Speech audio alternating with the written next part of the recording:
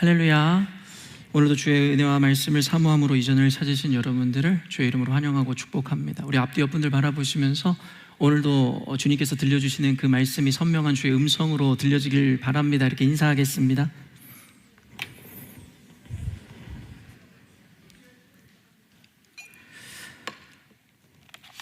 이제 이 부활주일을 곧 눈앞으로 앞두고 있는데요, 부활주일은 어쨌든 우리 그리스도인들에게 굉장히 중요한 날입니다.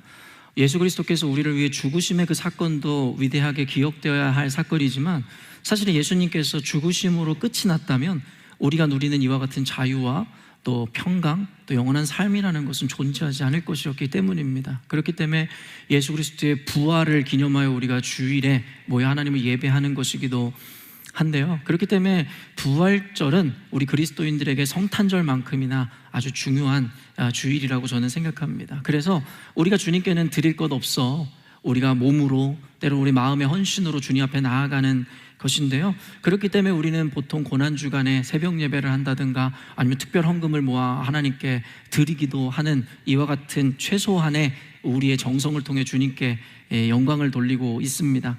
그런 의미에서 저희 교회에서는 아이들도 지금 매주 토요일마다 모여서 또 주일에 열심히 연습하고 있는데요, 우리 어른들도 지금 합창 연습이라든가 그리고 또 고난주간 특별 저녁 집회에 모여 하나님 앞에 함께 기도하고 예배하는 시간을 준비하고 있습니다. 지난 수요일에 우리가 모였는데 생각보다 많은 이들이 오지 않아서 사실은 조금 안타까움이 있었는데요, 여러분, 주님 앞에 헌신하고 희생한다는 것은 시간이 많아서가, 여유가 있어서가 아님을 다시 한번 여러분에게 말씀드리고 싶습니다. 최소한의 우리가 주님에게 감사하는 마음을 표현하고자 하는 우리들의 이 하나의 표현이기 때문에 여러분들 이와 같은 또 주중에 모인다는 것이 부담이 되지만 여러분 힘써 이 모임을 사모해 주시기를 바라고요. 특별히 고난주간 특별 저녁 집회가 있잖아요. 일주일간 이어지는 것이기 때문에 매일 저녁마다 여러분이 참여하는 게 결코 쉽지는 않을 것입니다. 그러나 여러분이 정말 지금까지 예수를 믿으시면서 내가 예수님을 위해서 이만큼 인내와 끈기 그리고 헌신을 보여주었는가라는 그 질문을 스스로에게 자문해 보시면서 이때라도 주님 앞에 일주일 기간을 정하여 작정하여 주님께 좀 드리는 시간이 되었으면 좋겠고, 그 시간에 많은 기도가 이어질 것인데 하나님께서는 그때 드리는 우리들의 기도를 결코 잊지 않으시리라 저는 확신합니다. 그러므로 이번에는 특별히 아이들까지도 전체가 참여하여서 함께 예배하는 것일 텐데, 우리 아이들도 우리가 나와 함께 기도함으로 어려서부터 이와 같은 신앙적인 어떤 교육들과 문화들을 온전히 받아 누릴 수 있도록 여러분이 먼저 부모된 자들로서 참여해 주시기를 부탁드립니다. 아마 초등부부터는 그 집회에 참여가 가능한데 우리 유치부 아이들이 참여하게 됨으로 말미암아 또 어른들이 온전히 예배 기도에 집중하지 못할 수도 있기에, 그때 교회에서는 특별히 유치부 아이들만을 위한 프로그램 내지는 어떤 타가 시설을 따로 진행할 예정이니까요, 여러분들 유치부 부모님들도 마음 편하게 오셔서 아이들 잠깐 또 맡겨두시고 여러분 하나님 앞에 좀 진심으로 기도하고 예배하는 시간 가지셨으면 좋겠습니다. 이 시간 우리 함께 앞뒤 옆분들에게 한 번 더 이렇게 인사했으면 좋겠는데요, 이번 기간에 모든 프로그램에 잘 참여하셨으면 좋겠습니다. 이렇게 인사하며 권면하도록 하겠습니다.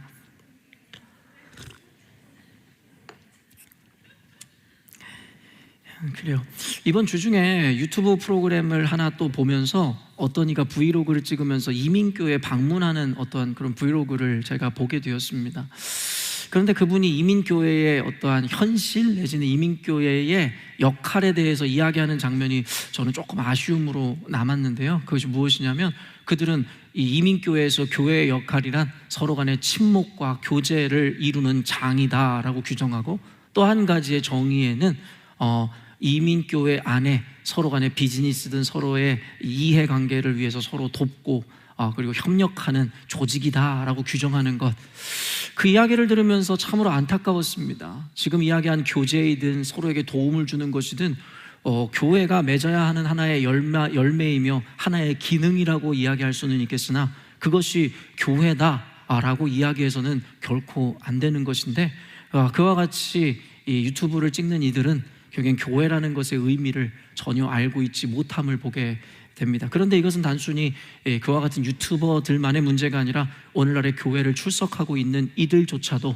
그와 같은 무지함 가운데 있지는 않은가를 생각해보는 요즘입니다. 여러분, 교회라 함은 말 그대로 세상의 밖으로 이끌림을 당하여 불러 모은 자들의 모임을 에클레시아, 즉 교회라고 이야기합니다. 즉 세상의 가치관, 세상으로부터 건짐을 받아 주님 앞에 모여있는 자들의 모임, 즉 그리스도인들의 모임을 우리는 교회라고 하는 것이죠.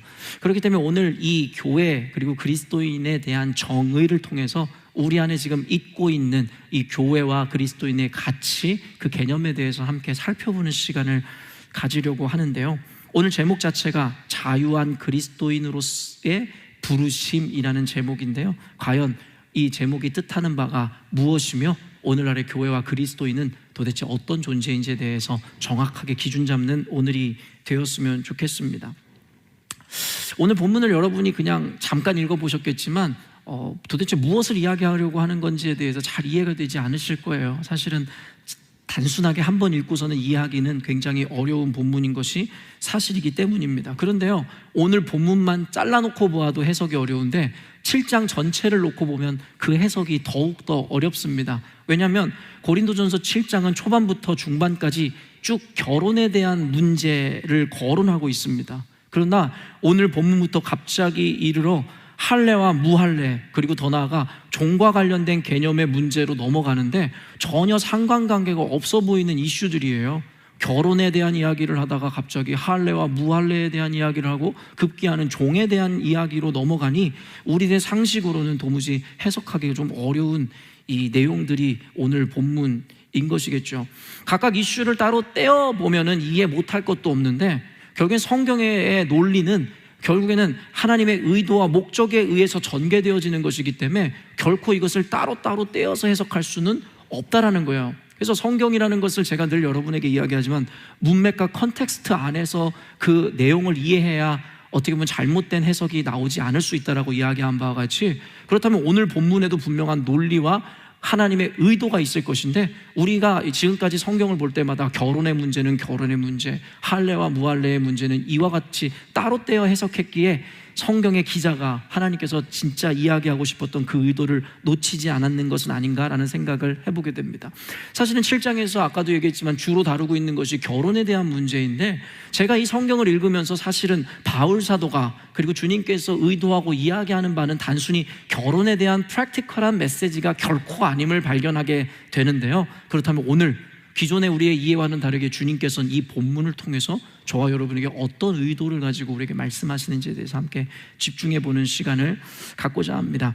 일단은 방금도 이야기했지만 7장은 결혼에 대한 이슈를 다루고 있는데요, 갑자기 그 결혼에 대한 이슈를 이야기하면서도 이해가 되지 않는 이 이야기를 사도 바울이 전개하게 되는데요, 오늘 본문은 준비되지 않는데 제가 여러분에게 읽어드리면 고린도전서 7장 7절에 이렇게 이야기합니다. 나는 모든 사람이 나와 같기를 원하노라. 그러나 각각 하나님께 받은 자기의 은사가 있으니 이 사람은 이러하고 저 사람은 저러하니라.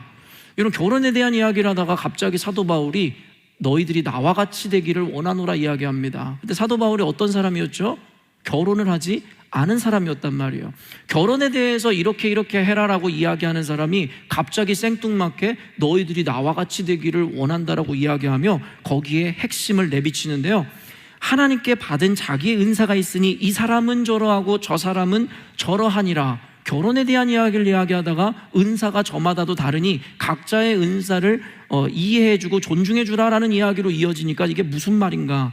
8절에 연이어서 이렇게 이야기합니다. 내가 결혼하지 아니한 자들과 가부들에게 이르노니 나와 같이 그냥 지내는 것이 좋으니라.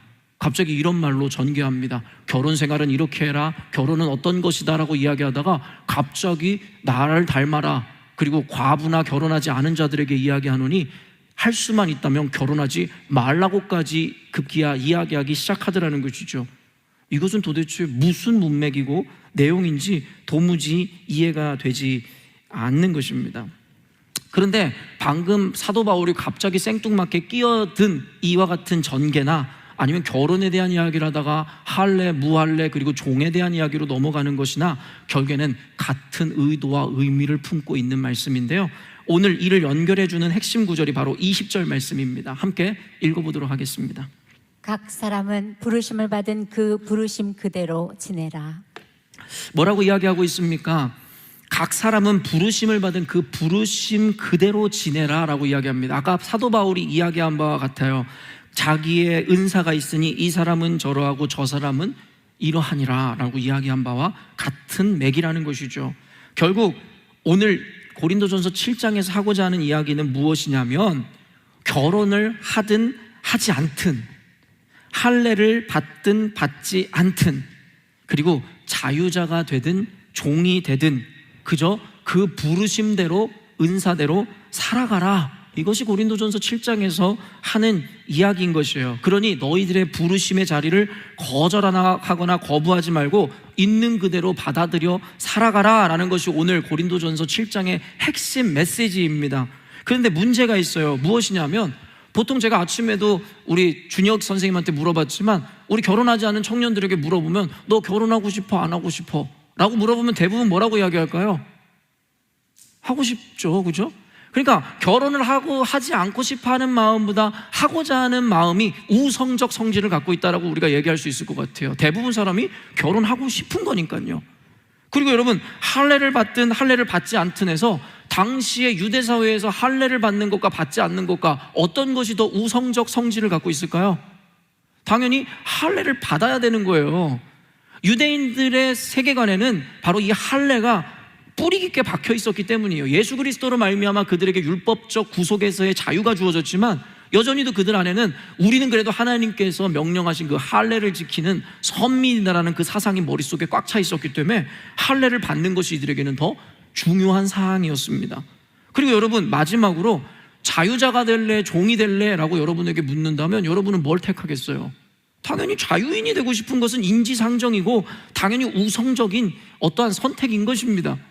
그런데 문제는 무엇입니까? 할례를 받는 것, 결혼을 하는 것, 자유자가 되는 것에만 머물라고 이야기하는 것이 아니라, 오늘 사도 바울은 이렇게 이야기하는 거예요. 너가 결혼을 했든 하지 않았든 이게 문제죠. 너가 할례를 받았든 받지 않았든 이게 문제인 것이고요. 네가 자유자이든 아니면 종의 신분이든 이게 문제라는 거예요. 이런 누구도 원치 않는 곳에 그 부르심에도 우리는 그대로 살아가라고 성경에서 이야기하고 있다라는 것이죠. 그러니까 그와 같은 것을 받아들이기에 우리는 너무나 부담스럽고 힘들다라는 것입니다. 사실 오늘 본문은 우리에게 자유의 가치와 개념을 가르치고 있습니다. 그 부르심대로 살아가라는 것은 그 부르심이라는 것에 묶이거나 구속 억압받는 것이 아니라 자유하라고 우리들에게 가르쳐주고, 그 자유함이 바로 이와 같은 부르심대로 살아갈 수 있는 것에 있어서의 핵심 이 개념입니다. 그리고 그 개념을 온전히 이해하기 위해서 우리에게는 초월이라는 것의 가치를 가르치고 있다라는 거예요. 처음부터 좀 어려운 내용이 전개될 거라는 게 이해가 되시겠죠? 저는요, 여러분들에게 늘 이야기하는데, 제가 나중에 책을 쓰면 3가지 주제에 대해서 명확하게 책을 쓸 수 있고 나중에 책을 출판하게 될 것이다 라고 이야기했어요. 첫 번째가 뭐였죠? 바로 하나님의 주권에 대한 것이에요. 그리고 2번째가 하나님 아버지의 마음입니다. 그리고 3번째가 그리스도인의 자유입니다. 저는 이 3가지에 대해서 하나님께서는 체험적으로 학문적으로 저에게 준비시켰다라고 저는 확신해요. 그래서 제 대부분의 설교나 목양은 이 3가지 개념을 기초로 전개됩니다. 저에게는 아주 강점을 갖고 있는 주제라고 할 수 있는 것이 바로 하나님의 주권과 하나님 아버지의 마음과 그리스도인의 자유인 것이거든요. 오늘은 이 3번째 개념인 그리스도인의 자유에 대해서 여러분과 함께 깊이 고찰해보고 나누는 시간을 가질 것입니다. 여러분, 그리스도인들이 누리는 이 자유, 예수 그리스도로 말미암아 주어진 이 자유라는 것은 아무 것이나 함부로 해도 된다는 의미에서의 자유가 아님을 여러분은 기억하셔야 됩니다. 어차피 예수님께서 우리의 죄를 다 용서하셨고, 아까도 찬양했던 것처럼 우리는 아무 정죄 없으니까 나가서 그냥 이것저것 아무거나 해도 돼 라는 자유를 주시기 위해 예수님께서 우리에게 오셨음이 아니라는 것입니다. 성경에서 이야기하는 그리스도인들이 누려야 하는 자유는 바로 초월을 통해 이루어내는 자유를 의미하는 거예요. 여러분, 이 개념 굉장히 중요합니다. 그리스도로 말미암아 우리 그리스도인들에게 주어진 자유라는 것은 아무렇게나 살거나 아무 것이나 해도 되어지는 방종적 개념에서의 자유가 아니라 바로 모든 것으로부터의 초월을 통해 이루어내는 자유를 의미한다. 계속해서 이 개념을 풀어가 보려고 합니다. 우리가 방금 읽었던 20절에서 이야기하는 이 부르심을 영적으로 이해하자면 하나님이 주신 소명을 받아들이라 라고 해석이 가능할 것입니다. 각자마다 하나님 부르신 게 있어요. 저는 목사고 여러분 어떤 직장인의 CEO로서 아니면 직장인으로서, 그리고 어떤 사람은 어떤 모양으로서, 주부로서 각자의 부르심이 있고 각자의 소명, 그리고 그것을 인정하고 받아들이라 라고 해석이 가능할 것입니다. 그런데요, 오늘 컨텍스트로 성경을 읽으면 이 부르심이라는 것은 단순히 그와 같은 영적인 의미에서의 은사라든가 아니면 그와 같은 소명에 대해서 국한시키고 있는 것이 아님을 우리는 발견할 수 있다는 것입니다. 우리 17절 말씀 한번 읽어보도록 하겠습니다. 오직 주께서 각 사람에게 나눠주신 대로 하나님이 각 사람을 부르신 그대로 행하라. 내가 모든 교회에서 이와 같이 명하노라. 오직 주께서 각 사람에게 나눠주신 대로 하나님이 각 사람을 부르신 그대로 행하라 라는 이 이야기는 단순히 영적인 의미에서의 소명과 은사에만 해당하는 말이 아니라 동시에 이 세상에서 우리가 처해 있는 현실과 그 처지까지도 포함하는 내용입니다. 그렇기 때문에 지금 주님 이 바울 사도를 통해서 이야기하는 바는 너희들의 부르심의 자리, 즉 너희들이 처해 있는 현실과 너희들이 처해 있는 처지까지도 너희들이 그대로 받아들이라 라고 성경에서는 이야기하고 있다는 거예요. 그렇다면 당시 고린도 교회 교인들이 처해 있는 현실과 그들의 처지는 무엇이었을까요? 21절 한번 읽어보도록 하겠습니다. 내가 종으로 있을 때에 부르심을 받았느냐 염려하지 말라. 그러나 내가 자유롭게 될 수 있거든 그것을 이용하라. 그들의 처한 현실을 우리가 비추어 볼 수 있는 내용이 무엇이냐면 내가 종으로 있을 때에 부르심을 받았느냐라는 말입니다. 그들의 처한 현실이란 바로 낮은 신분으로 살아가야 하는 그들의 삶과 지위를 의미합니다. 고린도 교회의 교인들은 역사적으로 보나 오늘 성경의 내용을 살펴보나 대부분 사회적으로 낮은 지위와 역할을 감당하는 자들이었음을 알게 됩니다. 고린도전서 1장 26절에서 29절인데요, 함께 읽어봅니다. 형제들아 너희를 부르심을 보라. 육체를 따라 지혜로운 자가 많지 아니하며 능한 자가 많지 아니하며 문벌 좋은 자가 많지 아니하도다. 그러나 하나님께서 세상의 미련한 것들을 택하사 지혜 있는 자들을 부끄럽게 하려 하시고 세상의 약한 것들을 택하사 강한 것들을 부끄럽게 하려 하시며 하나님께서 세상의 천한 것들과 멸시받는 것들과 없는 것들을 택하사 있는 것들을 패하려 하시나니 이는 아무 육체도 하나님 앞에서 자랑하지 못하게 하려 하심이라. 사도 바울이 대놓고 고린도 교회 교인들에게 이와 같이 디스를 하는 거예요. 너네들 모습을 봐라. 형제들아 너희의 부르심을 보라. 육체를 따라 지혜로운 자가 많지 아니하며 능한 자가 많지 아니하며 문벌 좋은 자가 많지 아니하도다. 말 그대로 너희들 다 무식하잖아. 배운 거 없잖아. 너희들 가문이라든가 너네들의 지금 직업이나 너네들의 지금 상태 별로 건강하거나 좋은 사람 없잖아. 거기다가 여러분 마지막에 더 격하게 이야기하는 것이 무엇이에요? 하나님께서 세상의 천한 것들과 멸시받는 것들과 없는 것들을 택하사 너희들의 부르심을 보라 이야기하면서 그들의 현실, 처해 있는 현실을 이야기하면서 뭐라고 이야기하냐면 하나님께서는 세상의 천한 것들, 너희들 다 천한 것들이라고 얘기하는 거예요. 그리고 멸시받는 것들, 그리고 우리가 제일 듣기 싫어하는 없는 것들이라고 성경에서 이야기하죠. 하나님께서 너희 같은 애들을 택하셨다라는 거예요. 그런데요, 우리가 이런 뉘앙스만 들으면 기분이 나쁠 수 있어요. 아무리 그래도 주님 어떻게 우리를 이렇게 적나라하게 이와 같이 낮춰 부르십니까?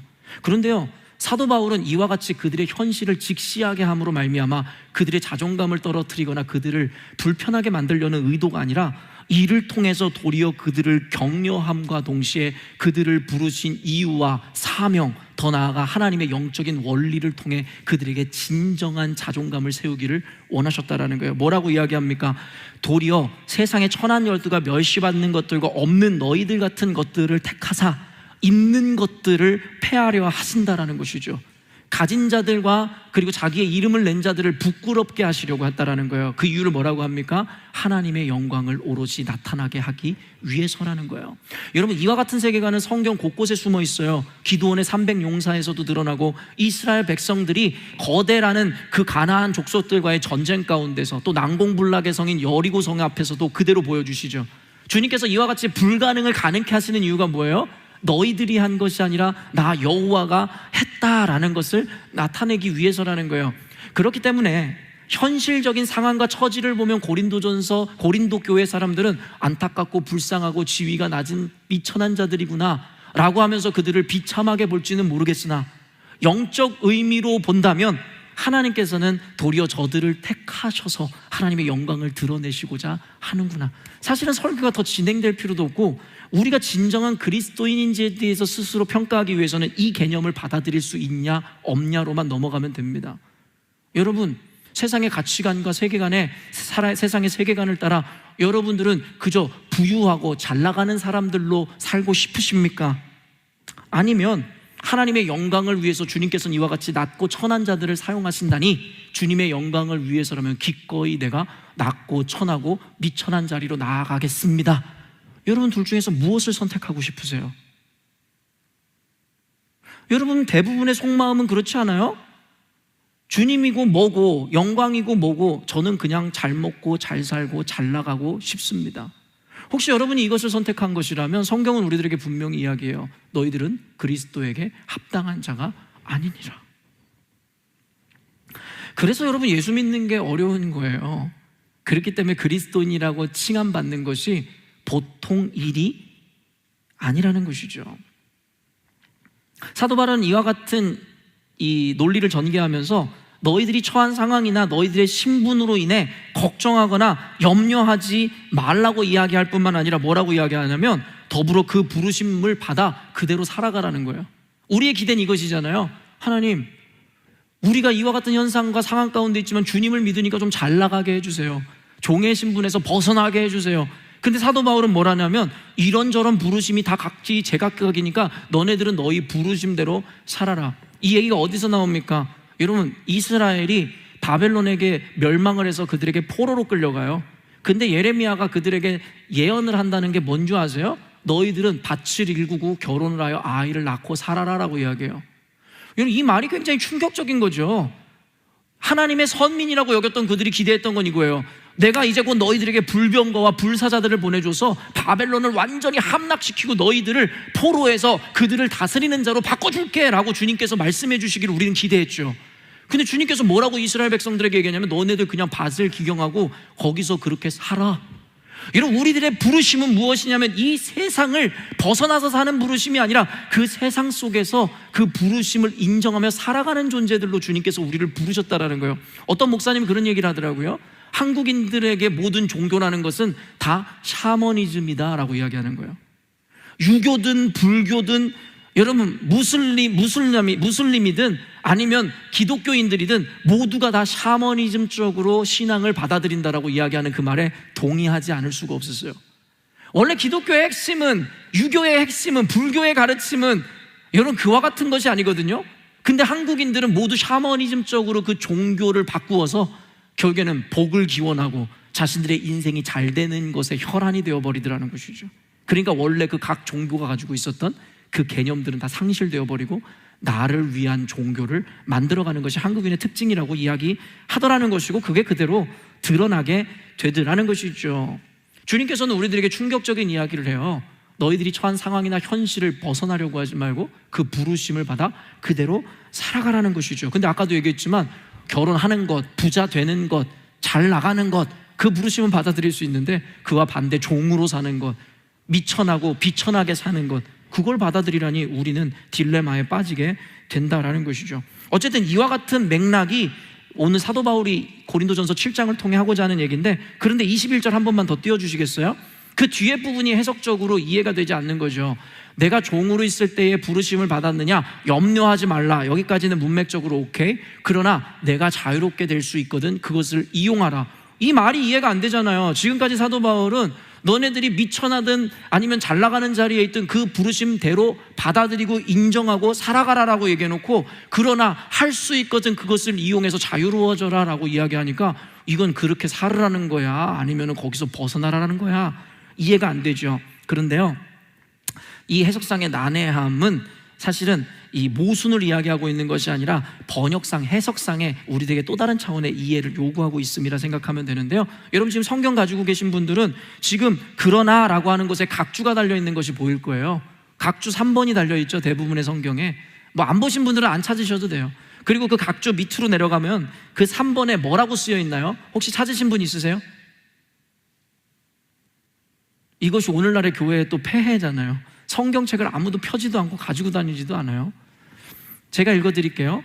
그 각주 3번 밑에 뭐라고 여기에 달려있냐면요, 또는 자유할 수 있어도 그대로 지내라. 아니, 이 해석 자체가 너무 반대적인 성향이에요. 뭐라고 얘기했냐면, 우리가 읽은 성경에는 그러나 내가 자유롭게 될 수 있거든 그것을 이용하라, 자유로워지라고 이야기하는 것 같은데요, 각주 3번의 해설은 뭐라고 이야기하냐면 자유할 수 있어도 그대로 지내라. 그렇다면 지금까지 바울 사도가 문맥적으로 전개하는 그 논리를 뒷받침하기에는 각주 밑에 달아놓은 이 해석이 더 합당한 것이죠. 너희들이 자유할 수 있어도 자유하지 말고 종으로 그대로 살아라 라고 이야기하는 것이죠. 그러면 이것에 대해서 어떻게 해결해야 될까요? 사실은 성경의, 오늘 우리 개역개정의 성경은 원어를 중심으로 말 그대로 직해를 한 것이에요. 직독직해를 한 것이죠.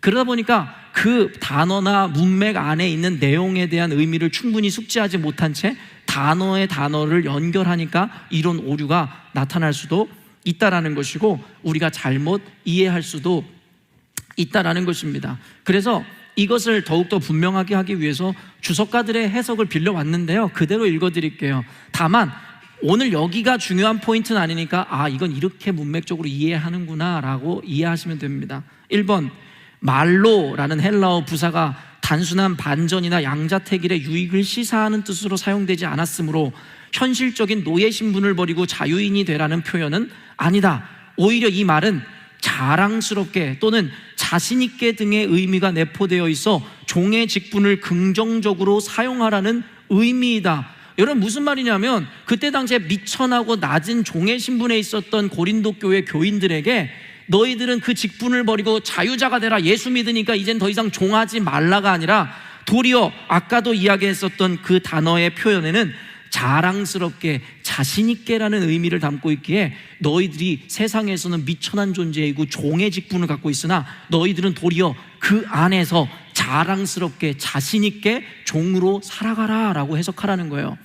두 번째, 여러분, 이 주석가가 푸는 말이 이거예요. 사용하라에 해당하는 헬라어 크레사이는 부정과거 중간태로서 너 자신을 위해 사용하라는 의미이다. 따라서 노예된 상태를 긍정적으로 받아들여 자신에게 유익이 되게 하는 의미를 갖는 것이다. 이러한 근거들 때문에 주 안에서 자유자가 된다는 것은 현실 신분의 종된 상태에서 벗어나라고 종용하는 것이 아니고, 비록 신분이 종이긴 하나 주 안에서 자유자이므로 자유자로 살고 궁극적으로 주님의 종된 삶을 살라는 가르침이다.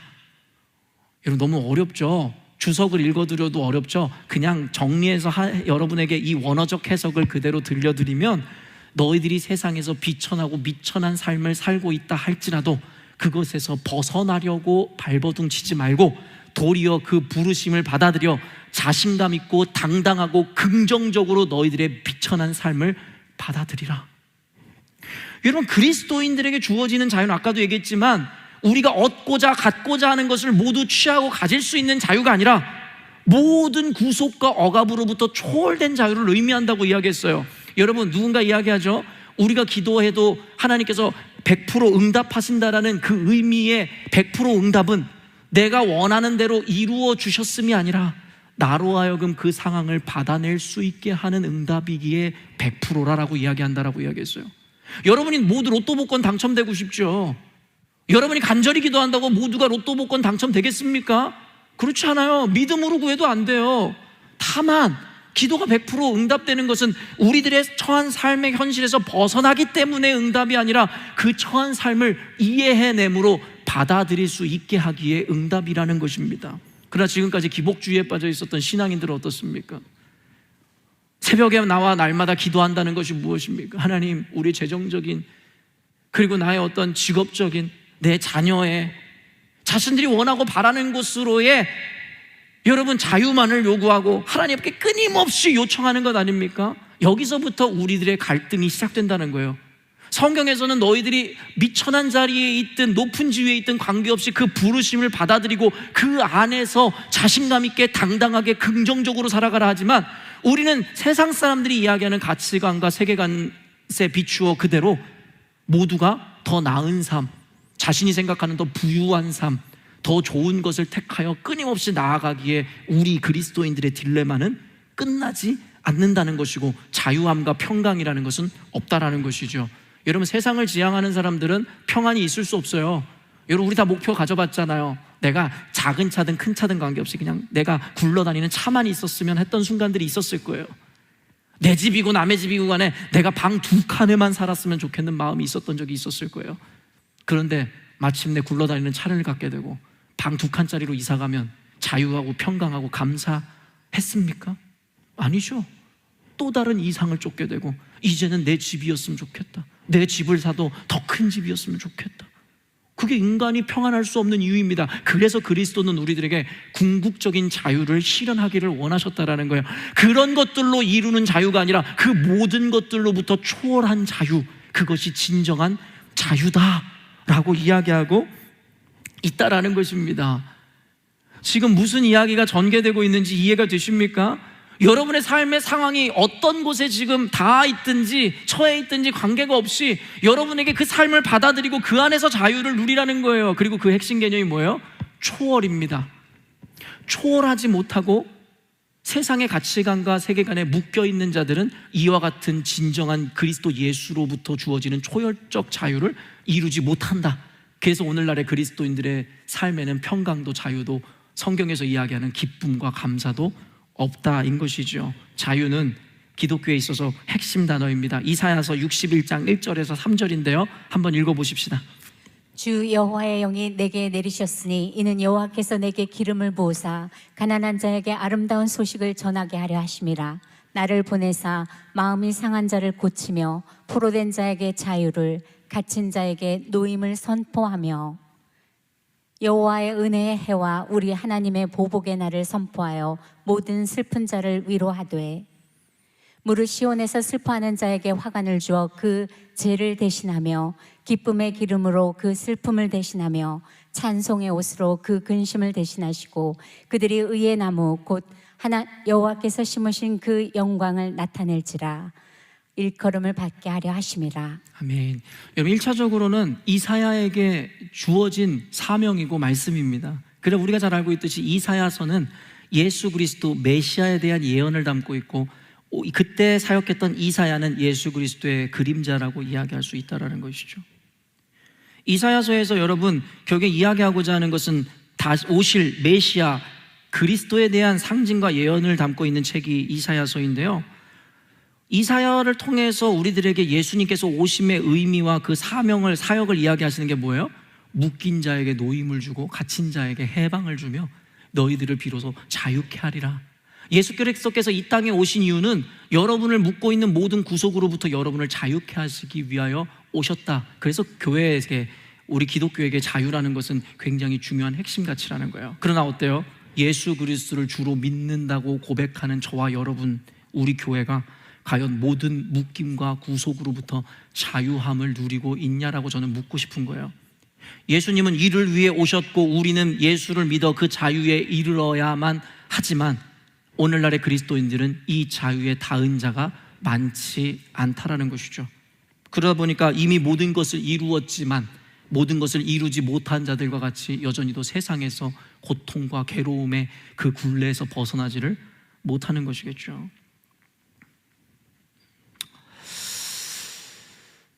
진리가 너희를 자유케 하리라.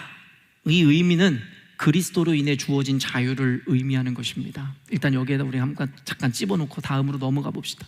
그런데 이 자유의 개념과 더불어서 기독교의 핵심 개념 중에 하나가 또 무엇이에요? 바로 종의 개념입니다. 그래서 어떤 이들은 성경의 이 내용을 정리하면서 종론을 설파하기도 하고 가르치기도 하는데요. 그런데 핵심 가치인 자유와 종이라는 것이 상충되어지고 모순적인 개념이에요. 그렇죠? 자유랑 어떻게 종이 함께 할 수 있는 개념이냐라는 것이에요. 결코 어울리지 않는 단어들인 거예요. 그런데 이것이 성경의 핵심 개념이고 그리고 이것이 우리들에게 굉장히 중요한 것이다라고 하니 우리가 이것을 둘 다 받아들이기에 너무나 부담스럽고 모순적으로 우리들에게 고민만 주는 것이죠. 양립할 수 없는 개념같이 느껴지니까요. 그런데요, 예수님께 속하지 않은 범인들, 세상에 속한 자들은 당연히 이해할 수 없습니다. 여러분, 갇힌 자, 구속된 자가 종인 것이고 거기서 해방된 자가 자유자일 것인데 이 두 가지가 어떻게 함께 할 수 있겠냐라는 거예요. 예를 들어 감옥에 갇힌 자가 여러분 행복합니까? 불행합니까? 불행해야 돼요. 왜요? 갇혀있기 때문에, 괴롭기 때문이죠. 근데 성경에 보니까요, 바울과 실라가 감옥에 갇혀서도 하나님을 찬미하고 노래하기 시작하더라는 거예요. 이건 세상 사람들의 개념에서 있을 수 있는 일일까요? 바울과 살라는요, 복음을 전하다 억울하게 감옥에 갇혔거든요. 근데 그들이 하나님을 찬미하고 감사하고 찬양한다니 이게 있을 수 있는 말입니까? 여러분, 세상 사람들의 개념에는 없는 이야기입니다. 근데 우리 그리스도인들의 이야기에는 있는 이야기입니다. 왜요? 감옥에 갇혀 있다 할지라도, 내 삶은 비록 구속되고 내 삶은 지금 비참하다 할지라도 오직 예수 그리스도로 말미암아 그 감옥 안에서도 진정한 자유와 평안을 누릴 수 있기 때문입니다. 우리에게 말씀하시는 자유와 평안은 그렇기에 환경과 상황에 있는 것이 아니라 내 안에 있는 그리스도로 말미암아 주어지는 자유와 평강임을 성경은 분명하게 이야기하고 있다라는 것이죠. 지난 수요예배 때 박명 전도사님이 이 설교 중에 잘 설명해 주셨는데요. 여러분, 그리스도인이라는 말은요, 이 기름 부음을 받은 자라고 이 의미하는 헬라어 이 크라이스트, 그리스도의 명사에서 파생된 것입니다. 여러분, 그리스도라고 하면 anointed one, 기름 부음을 받은 자라는 거 여러분 알고 계시죠? 그리고 기름 부음을 받았다라는 것은 메사야, 메시아를 의미하는 것이고요. 그래서 우리가 그리스도 예수라 이야기하면 기름 부음 받은 예수, 메시아 예수라고 이어질 수 있다라는 거예요.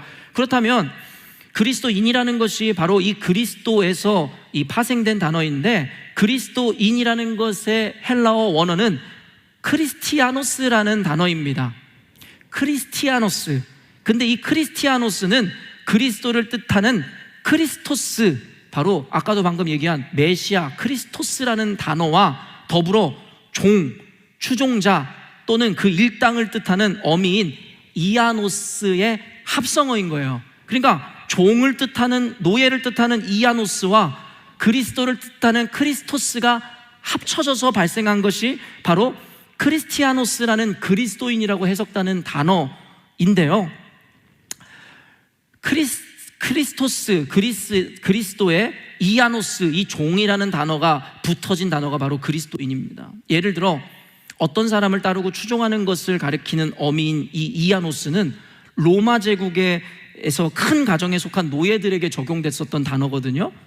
그리고 더불어 그때 당시에 황제였던 카이사르, 황제를 숭배했던 사람들을 뭐라고 이야기했냐면 카이사리아노스라고 이야기했어요. 그러니까 황제에게 속한 자, 황제를 따르는 사람들을 카이사리아노스.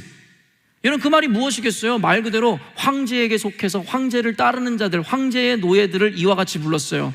그렇다면 그리스도인이라는 이야기, 크리스티아노스라는 것은 무엇을 의미하겠어요? 우리는 예수께 속한 자, 그리고 예수의 종이다라는 의미겠죠. 우리가 스스로를 그리스도인이라고 이야기한다는 것은 바로 예수의 종이다, 예수를 따르는 자다라고 이야기하는 거예요. 그러니까 그때 당시에 그리스도인이 된다라는 것, 스스로 그리스도인이라고 이야기하는 게 쉬웠겠어요? 어려웠겠어요? 황제를 뜻하는, 황제를 추종하는 자들을 뜻하는 이 표현을 예수에게 붙였으니 로마 황제가 마음이 어땠을까요? 그리스도인들을 다 잡아 죽일 수밖에 없는 것이고, 자신이 그리스도인이라고 이야기하는 것은 나는 더 이상 황제를 추종하는 자가 아니다를 선언하는 것과 같죠. 그리고 이 황제라는 것이 무엇을 의미해요? 언젠가도 여러분에게 강해 설교했지만 갈릴리 바다가 여러분 황제의 이름을 따서 다르게 불렸다는 사실을 여러분들에게 이야기했습니다. 바로 황제의 바다라고 부름을 받았는데요, 황제라는 것은 무엇이냐면 우리의 욕망을 뜻하는 것이고 세속을 뜻하는 것입니다. 우리가 그리스도인이라고 이야기하면 황제, 세상의 주관자를 따르지 않을 뿐만 아니라 우리는 세상의 가치나 세상의 욕망을 따르지 않는 자들이라고 선언하는 것이 그리스도인입니다. 그래서 성경에서는요, 그리스도인이라고 이야기하는 성경 구절이 몇 구절 나오질 않아요. 그리스도인이라고 밝히는 것 자체가 그때 시대 상황을 비추어서 어려운 일이기도 했지만 아무나 자기를 그리스도인이라고 이야기할 수 없었다라는 거예요. 그런데 여러분, 오늘날에 그리스도인들은 그리스도인이라는 이 아이덴티티, 이 정체성의 자격과 요건을 너무 낮추는 경향이 있어요. 속된 말로 이야기하면 개나 소나 그리스도인이라고 이야기하는 것이죠. 그러나 성경에서는 이 그리스도인이 된다는 것의 그 개념이 얼마나 높은 이상과 자격 요건을 우리에게 요구하는지를 보여주는데요, 이따가 천천히 살펴볼 것입니다. 오늘 이 22절, 이 두 가지 모순적인 개념을 잘 설명하는 구절인데요, 한번 읽어보겠습니다.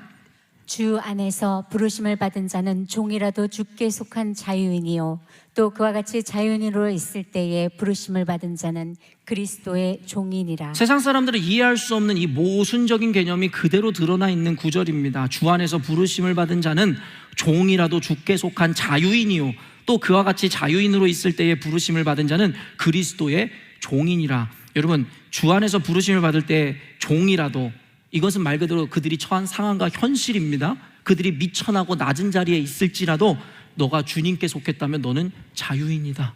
세상이 감히 너를 구속할 수 없는 너는 진정한 자유인이다. 그런데 너가 신분적으로 자유인으로 있을 때에 부르심을 받았다 할지라도 너는 그리스도의 종이다. 여러분, 종과 자유인은 여기에서 같은 의미라고 성경은 이야기하고 있는 거예요. 너희들이 노예의 신분이었으나 예수를 만났어도 너희들은 자유인이고, 너희들은 자유자의 신분에 있었을 때 예수를 만났어도 너희들은 그리스도의 종이다. 이 말을 여러분 한 구절로 정리를 하면, 한 표현으로 정리를 하면 우리가 예수 그리스도의 이 종인과 동시에 우리는 자유자다, 즉 우리는 진정한 자유의 종이다라고 이야기할 수 있다라는 것이죠. 오늘 이 두 가지 개념을 여러분에게 풀어 설명합니다. 첫째, 속하다와 그리고 종의 이 개념, 아까도 말했지만 이아노스라는 그 어미는 노예와 종과 추종자를 이야기하는 것이기도 하지만 뭐뭐에 속하다라는 뜻을 갖고 있거든요.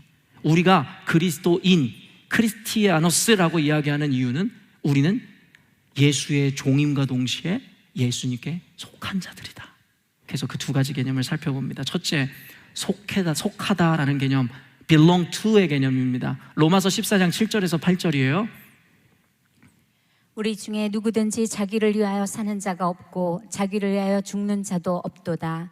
우리가 살아도 주를 위하여 살고 죽어도 주를 위하여 죽나니 그러므로 사나 죽으나 우리가 주의 것이로다. 뭐라고 이야기합니까? We belong to God.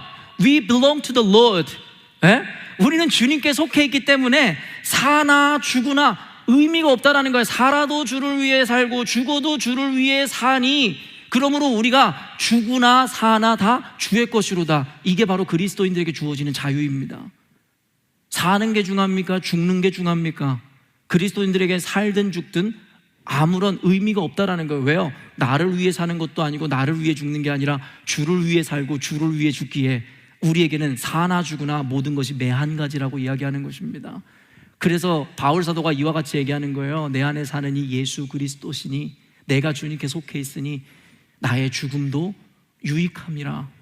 여러분, 이 복음의 사실을 이해하고 인지하고 인정하지 못하니까 우리는 세상에 묶이는 거예요. 세상의 성공, 세상의 탐욕, 살고자 함, 결혼하고자 함, 할례 받고자 함, 자유롭게 살고자 함, 돈에 묶이고 자식에 묶이고 가족에 묶이고 인생에 묶이고 미래에 묶이고 직장에 묶이고 자존심에 묶이고 관계에 묶이고 이 모든 것이 이 복음의 비밀을 전혀 깨닫지 못했기 때문이에요. 그리고 그대로 살아내지를 않으니까 말입니다. 여러분, 죽는 거나 사는 거나 아무 의미가 없습니다. 우리가 주를 위해 죽는다는 것은 더 큰 가치가 있기 때문이죠. 우리가 누군가에게 속하였다는 것은 누군가의 소유가 되었음에 대한 선언입니다. 자주 언급하는 개념이지만 우리 그리스도인들이 세상에 살아가면서 갈등과 고민 그리고 때로는 그로 인한 고통을 경험하는 이유가 무엇입니까? 우리가 세상을 살아가지만 우리가 세상에 속하지 않았다. 세상 속에 살아가야 하지만 우린 세상에 속한 것이 아니라 하나님께 속했다. 그러니까 여러분 힘들죠. 세상을 살아가지만 세상의 가치관이나 세계관이나 세상의 성공관을 쫓는 것이 아니라 우리는 그리스도의 법을 따라야 되니까 얼마나 어렵습니까? 그리고 세상 사람들은 우리를 바보라고 멍청이라고 이야기하지 않겠어요? 그게 당연한 거예요. 그래서 성경에서 뭐라고 이야기해요? 너희들은 세상에 나가서 환난을 당할 수밖에 없고 세상은 너희들을 조롱하고 너희들을 세상의 권세자에게 넘겨줄 수밖에 없다라고 이야기하는 이유가 이거예요. 왜냐하면 우리는 멍청한 사람들이거든요. 그들의 관점에서 보면 너희들이 세상에 살고 있으면서 아니면 차라리 수도원으로 들어가든가 절로 들어가든가 세상에 살아가면서 세상의 법을 따르지 않으니 너희들은 이기적이고 멍청한 집단이다라고 우리들에게 그들의 평가가 이어질 수밖에 없는 것이에요. 근데 여러분이 그리스도인으로 살아가면서 세상에서 이와 같은 고충과 고난과 고통이 없다면 한 가지입니다. 여러분 그리스도인이 아닐 거라는 거죠. 왜요? 세상을 살아가면서 세상의 가치관과 세상의 관념을 그대로 쫓고 있기에 그리스도에게 합한 자가 아니니까 이와 같은 고통이 없는 것입니다. 어떤 사람이 이런 얘기해요. 난 세상 살아가면서 아무 문제도 없고 고통도 없고 힘든 것도 없어. 만사 형통이야. 신앙 좋은 사람일까요? 아니요. 성경에서 이야기하는 메커니즘에 의해 그리스도인들은 세상에 나가 환난과 고난과 고통을 당할 수밖에 없는 필연적 존재입니다. 다만 그것에 묶이지 않고 그 안에서 자유와 평강과 감사를 노래하는 자들일 뿐입니다. 여러분 이 개념을 여러분이 정리하셔야 여러분은 세상을 이기는 그리스도인, 환경과 상황과 감정의 지배를 받지 않는 그리스도인들이 되는 것이에요. 여러분 우리는 세상의 법과 가치관에 종속된 자들이 아니라 그것보다 비교할 수 없이 고차원적인 초월적인 그리스도의 법에 의해 살아가는 자들입니다. 그러니 얼마나 힘들고 고될까? 여러분이 얼마나 힘들지 알고 있습니다. 그리스도인이라는 정체성으로 세상에 살아가는 게 이처럼 힘이 드는 것이죠. 그래서 성경은 지속적으로 우리에게 견디는 자에 대한 메시지를 주는 거예요. 히브리서나 여러분 요한계시록 보십시오. 견디는 자에게, 끝까지 이기는 자에게 생명의 면류관과 하늘의 영광이 주어진다. 이 세상에서 여러분들에게 부와 명예가 따라온다고 이야기하잖아요. 장차 오실 주의 나라에서 너희들은 하나님과 함께 더불어 왕노릇하리라 말씀하고 계시는 것이죠. 그리스도인들은 세상에서 이 정체성을 지키는 것만으로도 쉽지 않습니다. 요한복음 16장 33절이에요. 이것을 너희에게 이르는 것은 너희로 내 안에서 평안을 누리게 하려 함이라. 세상에서는 너희가 환난을 당하라. 담대하라. 내가 세상을 이기었노라. 예수님께서 뭐라고 말씀하세요? 너희에게 이것을 이르는 것은 내 안에서 평안을 누리게 하려 함이라. 오케이, 평안 좋죠. 그러면 이렇게 생각해야 되잖아요. 그 뒤에 너희 세상에 나가서 예수 믿으니 형통할 것이다. 근데 예수님은 이렇게 논리를 전개하지 않아요. 너희들이 평안을 누리게 하려 함이라. 그런데 세상에서는 너희가 환난을 당할 것이다 라고 이야기하는 것이죠. 맞나요? 우리가 당한 환난 가운데서 평안을 누리라는 거예요. 그리고 그 근거를 뭐라고 이야기해요? 내가 세상을 이기었노라. 여러분 예수님께서는 이미 그 세상의 모든 굴레와 저주와 죄악된 세상으로부터 십자가에 못 박혀 죽으시고 부활하심으로 이미 승리하셨다라는 거예요. 그러면서 예수를 믿는 너희들은 내가 이긴 그 세상과 더불어 싸울 필요 없고 너희들은 이미 그 승리에 참여하는 자들이라고 이야기하고 있는 것이죠. 우리가 예수를 믿는다는 것은 세상의 모든 굴레와 속박으로부터의 자유를 의미합니다. 사람의 눈치를 보지 않습니다. 사람의 평가에 기대지 않습니다. 사람의 인정을 받으려 하지 않아요.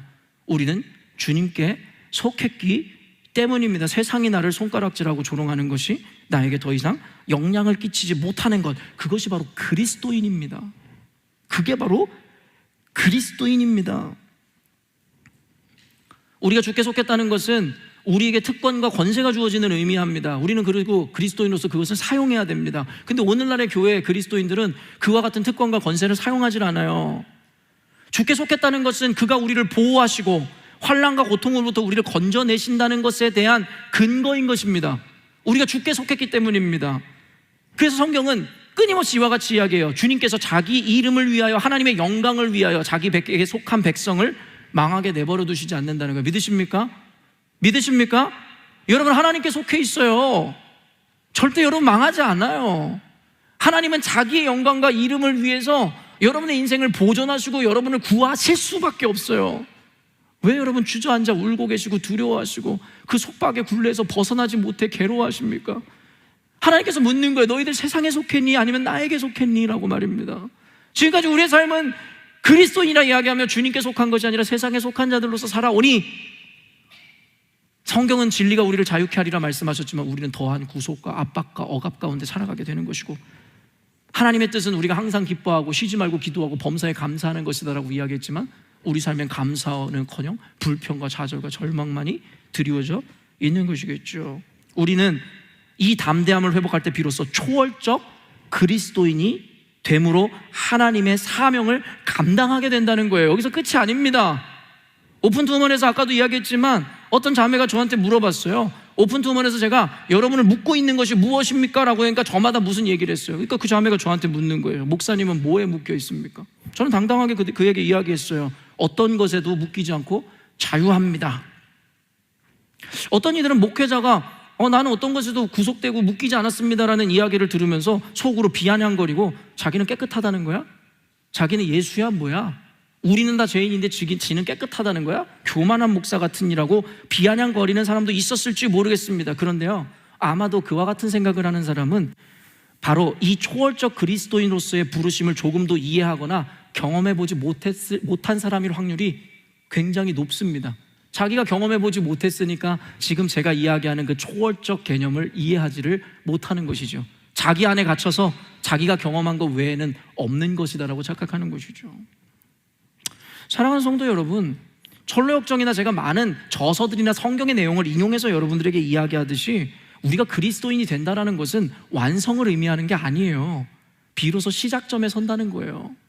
제가 모든 것으로부터 묶이지 않고 자유하다라는 얘기는 제가 완성되고 완전한 존재라고 이야기하는 게 아니라 그 사명을 감당하는 기초에 서 있다는 이야기예요. 여러분, 이것을 역으로 이야기하면 뭔지 아세요? 오늘날의 그리스도인들 가운데 사명의 기초에도 서지 못한 자들이 대부분이라는 거예요. 갈라디아서 2장 20절 말씀에 뭐라고 이야기합니까? 내가 그리스도와 함께 십자가에 못 박혔나니 그런즉 이제는 내가 사는 것이 아니요 내 안에 예수께서 사는 것이라. 여러분, 이게 완성을 의미합니까? 아니에요. 복음의 기초입니다. 비로소 그리스도인이 되는 것을 의미해요. 그렇다면 어떤 것에도 묶이지 않는 자유함을 누리고 있습니다라고 이야기한 제가 비정상입니까? 아니면 여러 가지 모든 것에 묶이고 살아갑니다라고 이야기하는 여러분이 정상인 것입니까? 여러분, 우리가 그리스도인이라고 이야기하려면 모든 구속으로부터 초월하고 자유해진 것이 비로소 그리스도인이라는 것에 대한 증명인 거예요. 여러분 스스로가 기대치와 그 조건을 한없이 낮추어서 인간 중심적으로 생각함으로 말미암아 겸손, 예수의 용납이라는 것을 함부로 사용하여 그리스도인이라는 존재는 그냥 겸손하고 죄인이고 아무것도 이룰 수 없는 자들입니다라고 스스로를 자위하고 스스로의 악함에 대한 비겁한 변명으로 사용하죠. 성경에서 이야기하는 그리스도인이라는 가치는요, 한 번도 그들이 이야기하는 바와 같이 저질, 낮은 기준으로 그리스도인을 평가하지 않았다고요. 그리스도인은 모든 묶임으로부터 자유하며 모든 구속으로부터 초월할 때에 비로소 진정한 사명이 시작되게 되는 거예요. 그러니까 오늘날의 기독교인들과 교회를 안타깝게 보는 이유가 이것입니다. 아직 사명의 시작점에조차 서지 못하고 자신의 인생에 묶이고 굴레에 묶여서 쥐지고 볶고 산이 중리하고 있는데 남을 위해서, 누군가를 위해서 내 삶을 드린다는 것이 가당키나 한 말입니까? 그런 사람들한테 이런 이야기를 하고 싶어요. 당신 인생이나 이기세요. 당신 인생에서나 자유해지세요. 남에게 자유를 선포하고 복음을 전하는 게 아니라 일단 자기부터 구원하세요 라고 말하고 싶은 거예요. 그러다 보니 그리스도 안에서 주어지는 자유와 이 초월적 개념을 이야기하는 누군가가 교만하고 어쩌면 비아냥의 대상이 되어버리는 이 순간, 정상이 정상이 아니라 비정상이 정상이 되어버린 이 시대의 비애인 것입니다. 성경은 그리스도인에 대해서 함부로 이야기하고 있지 않아요. 언급조차 많이 하고 있지 않죠. 왜요? 당시에 그리스도인이라고 칭함을 받을 수 있었던 사람은 황제를 거역하는 자요, 세상에 대적하는 자들이었고 오직 그리스도를 주인으로 삼는 자들이었기 때문입니다. 성경은 우리 그리스도인들의 자격에 대해 엄격할 뿐만 아니라 높은 기준을 제시하고 있어요. 어떤 대형교회, 여러분 모두 알만한 목사님이 이와 같은 말씀을 하셨어요. 돈, 건강, 관계 등 이와 같은 1차원적인 모든 것으로부터 초월한 자들이야말로 바로 그리스도인이다. 이 말을 역으로 해석하면 어떤 뜻이 되는 줄 아세요? 인간이 탐하는 모든 것으로부터 자유하지 못하고 묶여 있다면 진정한 의미에서 그리스도인은 아니다. 여러분 스스로를 그리스도인이라고 밝히려면 적어도 이 부분에 대해서 분명하게 하고 넘어가십시오. 여러분이 이 안에서 자유함을 누리지 못하면 여러분은 제독교회에서 명목상 그리스도인이라고 칭함을 받을 수는 있을지 모르겠으나 진정한 의미에서, 영적인 의미에서 여러분은 그리스도인이 아닌 것이기 때문입니다. 그리고 구원에 대해서 감히 논하자면 명목상 그리스도인들이 구원을 받는 것이 아니라 진정한 의미에서의 그리스도인이 되어야 우리에겐 구원이 임한다 하고 성경은 이야기하고 있죠. 다시 한번 이야기합니다. 초월한다는 것은 완성을 의미하는 것이 아니라 비로소 사명 감당의 시작점에 사는 아주 기초적인 개념일 뿐입니다. 그리스도인의 자격 요건을 낮추거나 저질로 만드시지 말라는 거예요.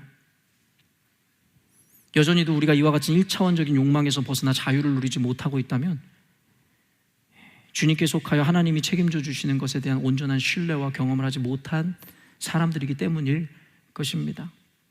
성경은 우리로 하여금 주께 속하였기 때문에 세상으로부터 자유로울 수 있음을 이야기합니다. 그리고 마지막으로 좀 짧게 두 번째, 종에 대한 개념입니다.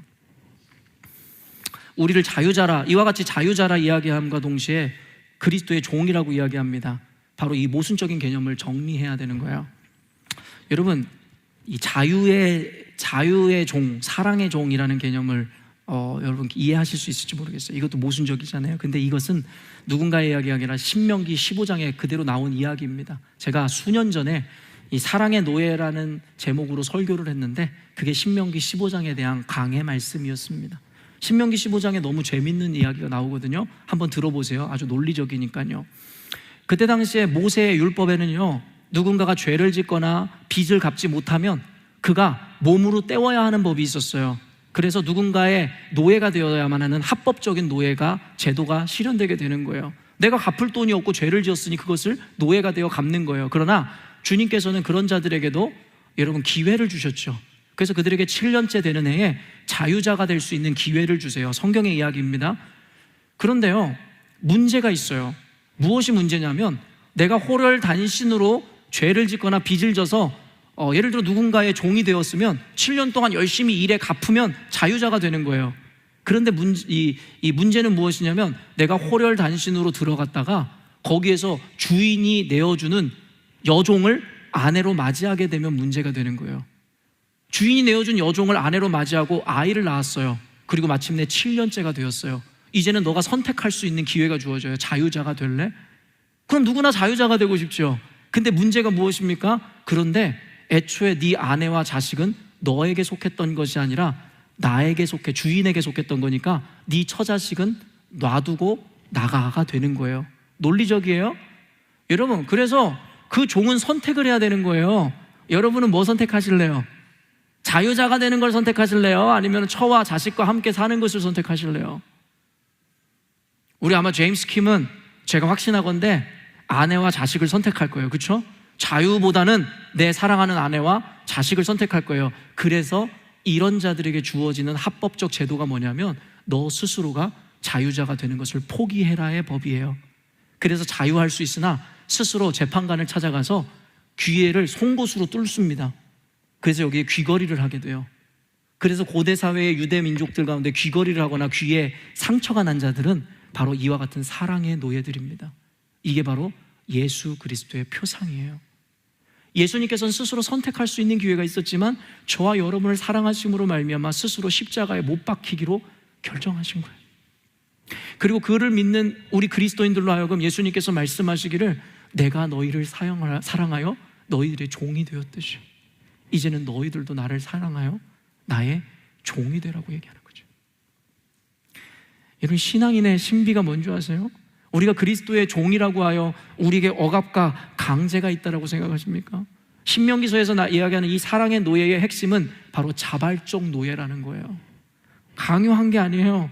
스스로 자유로 선택할 수 있었지만 주인의 종이 되기로 작정한 것이고 그의 선택이었던 거예요. 예수님의 선택이 그러하였고 오늘날 그리스도인이 된 저와 여러분의 선택이 그것이에요. 여러분, 강제로 예수 믿습니까? 강제로 지금 여러분 나와서 예배 드립니까? 강제로 헌금하세요? 강제로 나와서 교회에서 헌신하십니까? 아니요. 한 번도 교회는 여러분에게 강제하거나 여러분에게 요구한 적 없어요. 여러분 스스로가 원하여 자발적으로 헌신하신 것이겠죠. 물론 리더의 과정 가운데 제가 훈련하며 그 리더들에게는 특별하게 요구되어지는 요건들이 있겠으나 일반적으로 우리들은요 모두 자발적으로 스스로 하나님의 예수의 노예가 되기로 결정한 자들이라는 것이죠. 맞습니까?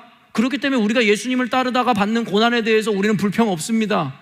우리 스스로가 붙잡은 것이고 스스로가 선택한 것이기 때문입니다. 누구도 강요하지 않았어요. 스스로가 더 사랑하는 가치를 위해서 포기한 자유이기 때문입니다.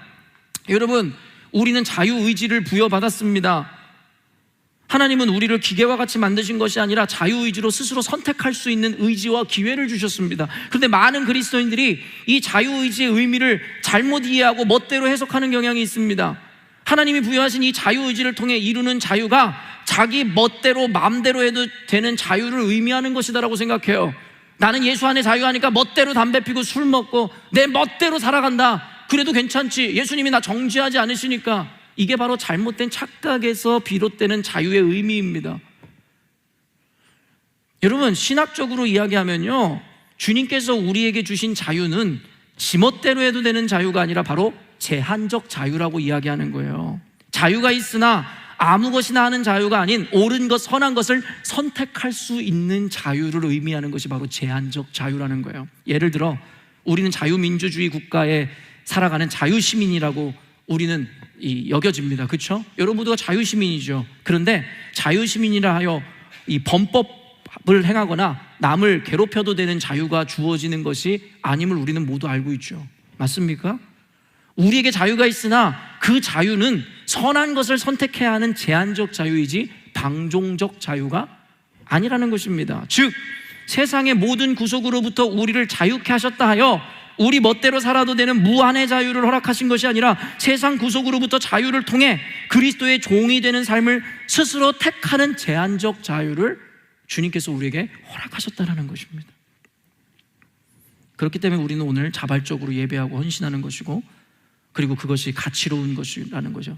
우리는 거절할 수 있는 자유가 있었으나 우리의 그 자유를 남용하지 않고 옳고 선한 것을 선택하여 우리 믿음을 나타내었기에 비로소 우리는 그리스도인이 되는 것입니다.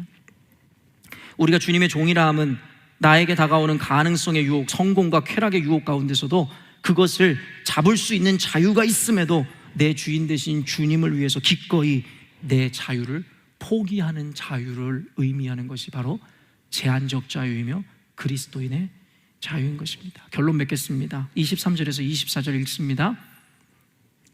너희는 값으로 사신 것이니 사람들의 종이 되지 말라. 형제들아, 너희는 각각 부르심을 받은 그대로 하나님과 함께 거하라. 여러분, 우리는 이미 그리스도의 핏값을 통해 세상의 모든 구속과 억압으로부터 노임과 자유를 얻게 되었습니다. 로마서 6장에서는 그래서 이렇게 선언합니다. 너희는 죄에서 죽고 그리스도로 인해 새 생명을 얻은 피조물이라고 이야기합니다. 여러분, 저와 여러분은 그런 존재입니다. 죄에 죽었다는 게 뭔지 아세요? 세상에 죽었고 황제에 죽었고 사람에 죽었다는 거예요. 우리는 더 이상 사람으로 사는 것이 아니라 주의 종으로서 살기로 결정하는 것입니다. 그렇기에 우리는 그리스도인이 되어 더 이상 사람의 종이 아닌 그리스도의 종이 되는 거예요. 그래서 이제 우리는 우리가 처한 상황과 처지와 환경에서 벗어나려 하기보다는 그 안에서 예수와 함께함으로 말미암아 진정한 자유를 누리게 되는 것입니다. 히브리서에 이런 말씀이 있어요. 여러분, 이와 같은 개념으로 세상을 살아가니 아까도 얘기했지만 얼마나 힘들고 고됩니까? 얼마나 괴롭습니까? 그러다 보니까 교회를 떠나고 배교하고 배도하는 이들이 생겨난 거예요. 히브리서는 그들에게 마음 다잡으라고 하는 이야기거든요. 근데 히브리서 6장인가요? 거기에 뭐라고 이야기하고 있는 줄 아세요? 너희들이 한번 이 내세의 그 하나님의 영광과 하나님의 능력을 경험하고도 다시 옛사람으로 돌아간다면 그것은 예수를 2번 십자가에 못 박는 것이다. 예수께서 우리를 위해서 죽으심으로 말미암아 우리에게 영원한 자유를 주셨음에도 불구하고 다시 세상으로 돌아가고 사람의 종로로 타는 것은 그 예수 그리스도를 십자가에 다시 못 박는 것이다. 우리는 그리스도인으로 교회로서 살아가면서 하루에도 얼마나 많은 순간 예수님을 다시 십자가에 못 박습니까? 여러분, 우리가 예수를 다시 못 박는 것이 아니라 이제는 그 피 묻은 십자가를 세상의 구속함과 억압 가운데 살아가는 자들에게 선포하고 가르쳐야 되는 자들일진데 우리 스스로가 여전히도 그 굴레에서 벗어나지 못하여 예수 그리스도를 죽이고 또 죽이고 있으니 오늘날의 교회와 그리스도인들의 모습을 보신 하나님의 마음이 어떠하실지요? 자유한 그리스도인으로의 부르심, 오늘 이 제목에는 모든 감정과 신학적인 그 개념들이 포함되어 있는 제목입니다. 오늘 설교를 여러분 다시 유튜브에서 또 들으시고 5번 이상 들으십시오. 오늘 설교를 지금 듣는 이 순간에 여러분이 이해했다라고 절대 착각하지 마세요. 그냥 여러분의 이해의 폭에서 이해된 것이어서 착각할 뿐입니다. 2번이고 3번이고 5번이고 들으셔서 이 개념을 완전 이해하실 뿐만 아니라 여러분의 삶으로 체화하여 녹여내십시오. 그리고 그때 당당히 주님 앞에 이야기하십시오. 내가 그리스도인입니다 라고 말입니다. 이렇게 당당하게 선언하심으로 세상의 모든 구속과 모든 세상의 억압으로부터 자유하여 주님 앞에 자유함을 누리시는 평강의 그리스도인들 되시기를 주님의 이름으로 축원합니다. 기도하겠습니다.